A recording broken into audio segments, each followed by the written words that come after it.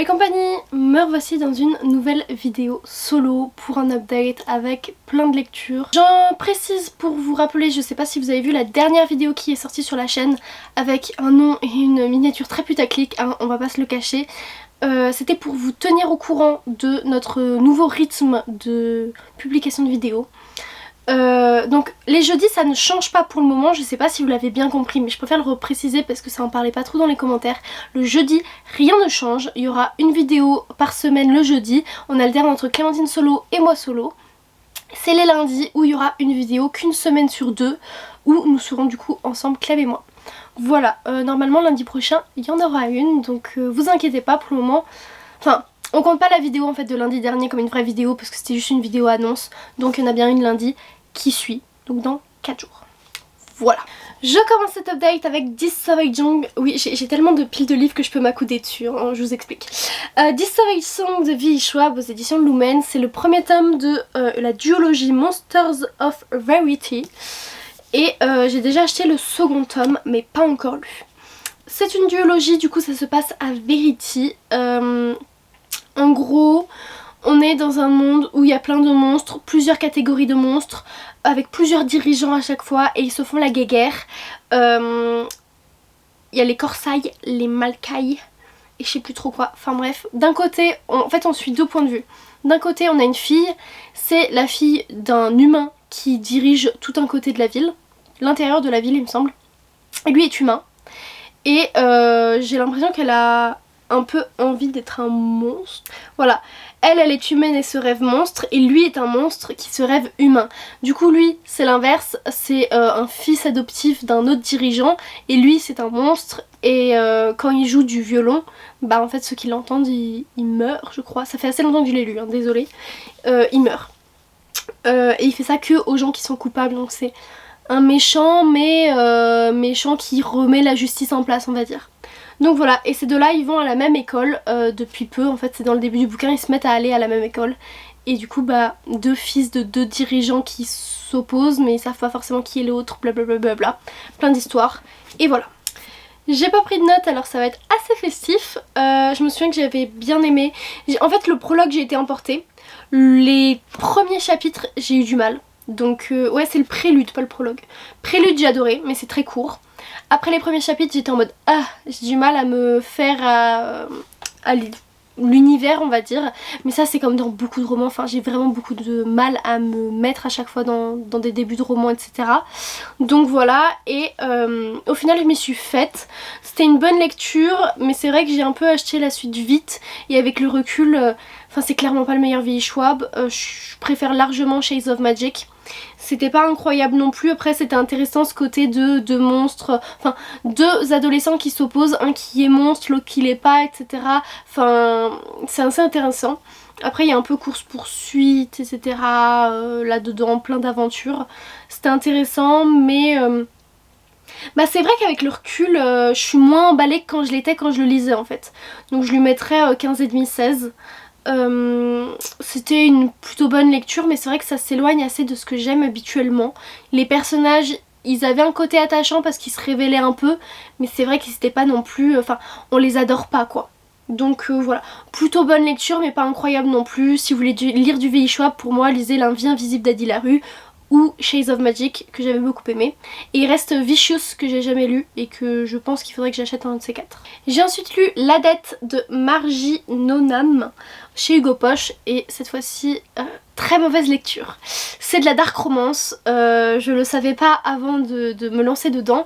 C'est l'histoire d'une fille qui... elle était hackeuse, elle s'est faite avoir par le gouvernement et en gros ils font du chantage pour pas qu'ils s'en prennent à son frère qui est aussi un délinquant ou quelque chose comme ça.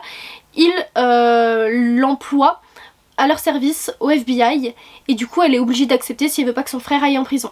Donc elle accepte, elle dit rien à son frère il croit qu'elle est en prison depuis tout ce temps parce qu'elle aurait dû y aller pour avoir hacké les serveurs. Et elle décide de couper tout contact avec son frère pour pas mener une double vie en lui faisant croire qu'elle est en prison etc. Enfin bref trop compliqué. Donc depuis 6 ans elle a l'obligation de travailler au FBI. Ça va enfin se finir sa période d'obligation de travailler pour eux. Sauf que dans ces derniers mois de mission on lui donne une nouvelle mission. Elle doit elle doit en fait renouer contact avec son frère qui est très lié, il est comptable je crois d'un chef de mafia. Et du coup elle doit intégrer, elle doit reparler à son frère etc. pour avoir des informations sur ce chef de mafia. Du coup elle part en mission et voilà. J'ai pas du tout aimé, vraiment, j'ai trouvé que rien n'était logique. Je sais pas, enfin, ça m'a pas paru plausible ni logique. J'ai trouvé ça trop bizarre qu'elle accepte sans rien dire. Enfin même, ils étaient tous hyper méchants avec elle alors qu'elle travaille quand même pour eux depuis 6 ans. Enfin, puis elle fait bien son travail etc. Et eux ils la traitent comme de la merde. Enfin comme si elle était vraiment une prisonnière alors que ça fait 6 ans et elle aurait pas fait 6 ans de prison. Enfin je pense pas. Ou je me souviens plus. Mais enfin je trouve ça vraiment ridicule. Après bon on se retrouve avec une romance avec un mafieux qui est méchant, voilà, qui fait des choses mal, mais elle l'attire etc. En plus j'aimais bien ce côté hacker et tout, je pensais qu'il allait être exploité, pas du tout, c'est vraiment elle se retrouve à faire serveuse dans un bar, enfin bref. Non pas que ce soit pas bien mais je m'attendais pas à ça pour une romance qui commence par depuis 6 ans Selene, ancienne hackeuse, est dans l'obligation de travailler pour le FBI. Moi, je m'attendais à du hack et du FBI et il y a eu ni l'un ni l'autre, donc j'avoue que j'étais assez déçue. Surtout que ce roman a eu vraiment de bons mais très bons avis et du coup j'ai été encore plus déçue. Donc vraiment que ce soit la relation entre deux, enfin de la dark romance, donc pas du tout mon style. Que ce soit la logique des choses, j'étais vraiment en mode mais c'est tiré par les cheveux, je comprends pas la logique, moi j'aurais jamais gobé tout ça. Après ça se lit très rapidement hein. De toute façon c'est un Hugo Poche comme d'habitude, 450 pages, il se lit quand même très rapidement. Mais voilà, c'est pas le type d'histoire que j'aime lire, j'ai l'impression qu'il y a un peu de publicité mensongère, c'était pas ce que j'avais envie de lire sur le moment. Donc non, pas bonne lecture et je vais le vendre sur le champ. J'ai enfin fini la saga des Marked Men, donc c'est le 6ème tome sur Asa de Jake Ronover aux éditions Hugo Roman. Ça se voit que c'est un vieux truc, je sais pas si ça se voit, il est archi jaune, je l'ai trouvé sur Vinted. Mais voilà, donc j'ai enfin fini cette saga, on suivait à chaque fois des tatoueurs ou des gens très tatoués ou l'entourage etc. Enfin bref c'est toute une bande de potes ou bon, pièces rapportées, famille, frères, ci, ça. Là on suit le frère d'une des héroïnes du 2e ou 3e tome, je sais plus trop. Asa qui a un passé, enfin on le voit dans les tomes précédents du coup, mais il a fait que des conneries et il essaie enfin de se racheter etc. Et donc il va y avoir une romance avec une flic qu'on a déjà vu également dans d'autres romans. Parce qu'elle est elle est la voisine du mec du tome 4. J'ai beaucoup aimé, vraiment les Marked Men j'avais adoré quand j'ai redécouvert avec le tome 4, j'étais à fond dedans. Donc pareil le tome 6 j'ai beaucoup aimé, j'en attendais beaucoup parce que cette relation avec la flic ça m'intéressait beaucoup parce que lui, ancien délinquant, il a pas envie de se frotter à une flic. Mais moi j'ai trouvé ça très bien fait, j'ai été vraiment emballée dedans, ça se lit rapidement, il fait 400 pages. Donc voilà, les Marked Men en vrai on n'en parle pas parce que c'est assez ancien, mais pour moi ça reste une base sûre. Les Marked Men ça fait partie des incontournables, des choses voilà, qui sont vraiment bien, qui sont un peu doudou, où t'aimes bien retourner dedans, qui sont pas inimaginables, mais moi j'ai des coups de cœur, ça me plaît vraiment bien. Pour moi c'est comme les off-campus, c'est comme les jeux de patience etc. Donc c'est pas sur des campus mais c'est la même ambiance je trouve, avec Fond Family, des personnages qu'on adore suivre, des romances un petit peu particulières à chaque tome. Donc voilà, j'ai beaucoup aimé et j'ai trouvé ça très sympathique. Je sais pas si j'ai autant aimé que les tomes 4 et 5 parce qu'il me semble que j'ai eu des coups de cœur, là c'était pas un coup de cœur de mémoire, mais j'ai vraiment adoré et très bonne saga, je suis très contente de l'avoir lu. J'ai ensuite lu Love and Rehab de Jake Ronover aux éditions Hugo Roman, encore une fois. Donc Jake Ronover, la même autrice que Marked Men, j'ai voulu enchaîner avec elle parce que pareil ça faisait très longtemps qu'il traînait dans ma palle et genre c'était un de mes plus vieux romans. Et du coup j'étais lancée dans les Jake Ronover, donc j'ai continué. On change d'ambiance ici parce que c'est une romance entre le mec cool et populaire mais qui est un junkie au bord de l'autodestruction et une fille qui déteste la drogue parce que sa mère en est morte je crois. Et du coup en fait En gros, elle a vu que lui c'était un junkie, c'est un mec riche, etc. Personne ne voit qu'en fait il est accro, ses parents ils savent pas, et du coup elle finit par le balancer. Et en fait c'est la mère du mec qui décide, écoute, t'as été la seule à voir les signes que c'était un junkie, donc va pendant les vacances d'été, pendant 2 mois, tu le surveilles, il est en désintoxication, donc tu le surveilles, faut pas qu'il boive, faut pas qu'il fume, faut rien qu'il fasse, et tu seras payé une fortune, et du coup tu pourras aller à l'université que tu veux, tu auras de l'argent, blablabla. Elle a pas trop le choix de refuser, donc elle accepte évidemment, et elle se retrouve coincée dans une villa pendant 2 mois avec ce mec qu'elle déteste, il la déteste aussi, hein, il se déteste cordialement, il représente tout ce qu'elle déteste. C'est un junkie, vraiment, elle peut pas supporter ça, elle peut pas comprendre, surtout avec son passé. Et ils doivent cohabiter, et en plus elle doit se faire obéir de lui parce que il doit pas retoucher à ses vieux penchants. J'ai adoré, je crois que j'avais un vraiment coup de cœur. Je me souviens que j'avais été tellement absorbée par cette romance qui m'avait déchiré le cœur. C'est pas trop mon style, hein, tout ce qui est drogue, tout ça, c'est pas mon style. Mais j'avoue que ça m'avait beaucoup touchée. En plus c'est inspiré de la vie de l'autrice, de son passé avec son amour de jeunesse. Ils sont plus ensemble mais ça en est un peu inspiré. Et j'ai trouvé ça... c'est beau et profond, même si c'est clairement pas une romance rêvée parce que bon, les drogués, tout ça. Mais après il se repent, mais quand même. C'est assez court, ouais, 350 pages. C'est écrit quand même un peu petit, mais 350 pages, donc voilà, ça se lit rapidement. Et ouais, ça m'avait beaucoup touchée. Enfin, les personnages, voilà, ils m'ont touchée. C'est ça qui ressort le plus. Je trouvais que le sujet était très bien abordé, que c'était très bien expliqué. Et du coup, voilà, si vous aimez les romances un petit peu sombres, un petit peu tristes et tout, même si c'est pas à en faire pleurer, etc., bah j'ai beaucoup aimé cette romance. J'ai ensuite fini la duologie Résonance et c'était Dissonance, il me semble, le premier tome, d'Erika O'Rourke aux éditions Albin Michel. C'est l'histoire d'une fille, d'elle, qui fait partie des marcheurs, donc c'est du fantastique. Elle fait partie des marcheurs, en gros c'est lié à la musique, ils entendent quand il y a un écho ou je ne sais quoi, c'est qu'il y a une réalité qui se détache de la réalité de base, il y en a une qui se crée à côté, et en gros il y en a qui font des dissonances et ils sont cassés ou je sais pas quoi, et du coup ils doivent casser la réalité, et du coup enfin voilà, des trucs comme ça. J'ai un peu oublié, c'était un peu compliqué. Et j'avais beaucoup aimé le premier tome, je crois que j'avais mis 17 sur 20. J'avais trouvé ça vraiment bien, c'est un young adulte, hein, je précise, donc adolescent, pas de sexe du tout ça. J'avais beaucoup aimé, j'avais trouvé ça très original, c'était bien écrit, ça se lisait très rapidement. C'est écrit assez gros quand même. Je sais pas si vous voyez. Après le livre est gros, mais c'est quand même écrit assez gros. Donc j'avais beaucoup aimé. Vraiment c'était très sympa. Et j'ai beaucoup moins aimé ce tome-ci. Il y a de la romance aussi un petit peu dedans. Romance, famille, un peu de relations amicales, un peu de lycée. Et j'ai trouvé ce tome-ci beaucoup moins sympa. Il m'a moins emballé.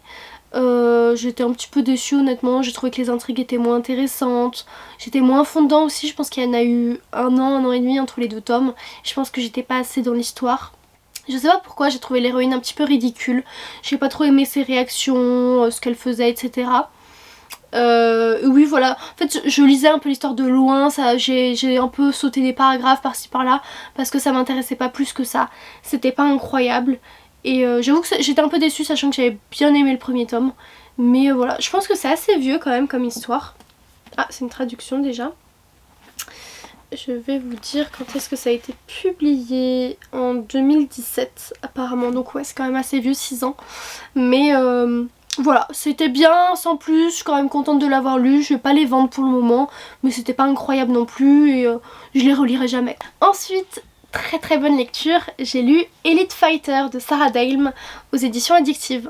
Donc enfin je commence à vous présenter les addictives. Ah tiens, je sais pas, ah si voilà, le petit marque-page. Je commence à vous présenter les livres addictifs que j'ai eu grâce au boulot. Et celui-là c'était une sortie de janvier il me semble. adoré. C'est l'histoire de Romain et Marine. Romain il est militaire mais pas seulement, il fait partie d'une sorte de brigade spéciale protégée où personne ne doit connaître son identité, il a une cagoule etc. Et il rencontre Marine parce qu'elle lui rentre dedans dans la rue, café renversé, tout ça. Marine elle est très maladroite, très drôle, elle dit tout ce qui lui traverse la tête mais elle aime vraiment son travail. Elle tient une pâtisserie il me semble, ou c'est un truc en mode un café ou une pâtisserie, et elle ne vit que pour le travail. Et du coup elle a pas le temps pour les hommes, vraiment c'est pas son truc. Ils se rencontrent, c'est tout de suite le coup de foudre, ils se mettent ensemble assez rapidement, mais il lui a dit que... En gros elle sait qu'il cache quelque chose et il lui a dit pose pas... Enfin elle lui a dit je préfère ne pas poser de questions, ne me mens pas s'il te plaît, et il l'accepte. Du coup elle sait qu'il cache quelque chose mais elle sait pas quoi. Et en fait c'est quand lui il part en mission et tout, et au final bah elle pense qu'il a quelqu'un d'autre, et du coup ils mettent fin à la relation et ils se voient plus pendant peut-être 2 ans. Et en fait ils se revoient quand... Donc c'est un peu... c'est dans notre monde mais c'est avec de la royauté inventée. Je sais pas si vous connaissez un peu ces romans, c'est quand il y a un royaume qui est inventé, enfin voilà. Et en gros la meilleure amie de l'héroïne est une princesse et elle doit retourner dans son pays pour son anniversaire, c'est 18 ans, quelque chose comme ça. Et il doit y avoir une garde rapprochée parce qu'il y a un danger. Et bah, cet homme là est engagé avec son équipe, sauf que bah lui il reconnaît son ex et elle le reconnaît pas vu qu'il a une cagoule. Voilà, donc histoire assez rocambolesque, digne de un peu de téléfilm, film d'action, enfin non pas film d'action, mais un peu de téléfilm quand même. C'est drôle, c'est vraiment très très drôle, il y a beaucoup d'humour dans ce roman. Il y a de l'action, honnêtement ça bouge dans tous les sens, on n'a pas le temps de se poser etc. Il y a vraiment de l'action et de la romance. Et il y a les meilleures amies aussi qui sont, enfin les 2 filles elles sont très très drôles. Et voilà, j'ai adoré ce roman, vraiment coup de cœur, je m'y attendais pas du tout mais j'ai adoré. Le mec très sexy, très militaire, très musclé, on adore. Et ouais, vraiment l'humour en fait de l'autrice, j'ai trouvé ça incroyable. Du coup j'ai même pris son autre roman chez Addictive, c'est Hot Reward, qui n'a rien à voir. Mais du coup je l'ai pris pour pouvoir le lire parce que j'ai vraiment beaucoup aimé la plume. Ça se lit très rapidement, hein. Je l'ai lu en à peine 4-5 heures. Ouais, il fait 370 pages, sachant qu'Addictive c'est quand même écrit assez gros. Il y a quand même assez de marge. Enfin c'est un format un peu A5. Donc voilà. Non vraiment je vous recommande à fond cette romance si vous avez envie de quelque chose de léger, qui fasse rire, qui fasse du bien. Lisez Elite Fighter. Et je précise que ma meilleure amie Juliette, Ju With Slowly, sur Instagram, l'a lu également sous mes conseils et ça a été un coup de cœur pour elle aussi. Alors qu'elle est plutôt compliquée, hein, je tiens à le dire. Et je vous précise qu'il y a un spin-off qui sort, il est déjà en e-book disponible, mais il sort en papier au mois de mai. Non, de juin, mois de juin je crois. Et du coup voilà, il y a le spin-off qui sort, la couverture est très différente et on suivra, donc c'est pour ça que vous allez peut-être pas reconnaître que c'est un spin-off parce que vraiment la couverture est différente. Mais on suit Sissi, du coup la meilleure amie princesse cette fois-ci. Puis voilà, je crois que je vous ai tout dit, lisez cette romance. J'ai encore fini une sorte de duologie, donc qui meurt. Oh il est abîmé, merde. Bon très bien, après le prix qu'il m'a coûté. Donc j'ai fini Qui meurt, c'est la suite de Qui ment. Enfin c'est pas vraiment la suite, on suit donc Qui ment, vous savez c'était les 4 personnes qui se retrouvaient en heure de colle ensemble. Et il y en a, enfin 5 personnes et il y en a un qui meurt et du coup les 4 autres sont soupçonnés et on suit leurs 4 points de vue. Là on suit la petite sœur d'une des héroïnes du tome 1 et 2 autres personnes qui sont ses amis je crois, je suis pas sûre. Et du coup il y a de nouveau un jeu malsain qui tourne où en gros c'est quelqu'un qui t'envoie un message action ou vérité et tu dois dire la vérité ou faire ce qu'il te dit, sinon il y a d'atroces, enfin il révèle une vérité ou quelque chose comme ça. J'avais eu un gros coup de cœur pour le premier tome, j'avais été très surprise parce que je m'attendais pas à ça. Je l'avais trouvé à 3 ou 4 € dans un truc d'occasion. Je m'attendais pas à avoir une aussi bonne lecture, ça a été vraiment un gros coup de cœur. Il y a aussi une série qui est sortie avec 2 saisons maintenant. J'ai regardé que la saison 1 et je vous ai fait une vidéo livre vs série que je vous mets là. Il n'y a pas de spoil, c'est juste mon avis, comparaison des deux et je vous dis un petit peu épisode par épisode si ça suit ou non le bouquin, donc je vous recommande de regarder en haut la vidéo que j'avais faite. J'ai donc pas encore regardé la saison 2 pour ce bouquin. J'ai beaucoup aimé, c'était vraiment bien, je crois que j'avais mis 18 ou 19 sur 20. J'ai aimé vraiment le rythme d'alternance des points de vue, je trouve que c'est toujours très bien fait. Alors que pourtant c'est quelque chose que j'aime pas vraiment quand il y a beaucoup de points de vue, plus de 2 ça commence à me déranger. Mais pourtant j'ai beaucoup aimé, c'est un petit peu redondant quand même avec le premier tome parce que c'est un peu le même style. Après on retrouve des personnages du premier tome, voire presque tous je crois. Donc ça c'est bien parce qu'on sait ce qui se passe après, parce que ça se passe quand même un an peut-être après. Donc c'est cool parce qu'en fait on voit les retombées du premier tome, que ce soit dans leur lycée ou les histoires des héros, et ça je trouve ça vraiment bien. Donc voilà, je vous recommande si vous aimez le young adulte, les enquêtes, les histoires de lycéens, les histoires d'amitié, de drama, vraiment c'est tout ça. Vraiment coup de cœur sur le premier et très très bon pour le deuxième. Et pour finir cet update, je vous parle de Bodyguard, le tome 4 Jackson de Laura S. Wilde aux éditions Hugo Roman. Donc on finit cette saga de 4 tomes de Bodyguard, donc des triplés et leur frère adoptif donc Jackson. Il y a une histoire commune donc il faut bien les lire dans l'ordre, mais on suit la romance de chacun des frères. Là c'est Jackson qui est avec Billy, la sœur aussi adoptive des 3 triplés. Et Jackson en vérité c'est le meilleur ami et du coup il le considère comme un frère. Mais Billy elle a vraiment été adoptée elle, donc c'est pas un inceste même dans les lois entre eux, donc c'est bon. Et c'était celui que j'attendais le plus parce que la relation nous la tisse depuis le premier tome, on voit qu'ils sont proches, on sait qu'ils n'ont pas le droit parce que meilleur ami etc.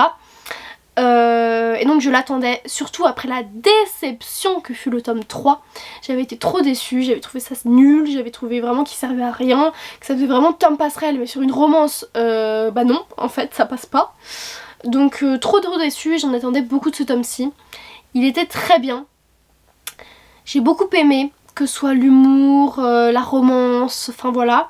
Mais c'est vrai que j'en attendais peut-être un peu trop, peut-être encore un peu plus. Après il relève clairement la barre des autres tomes.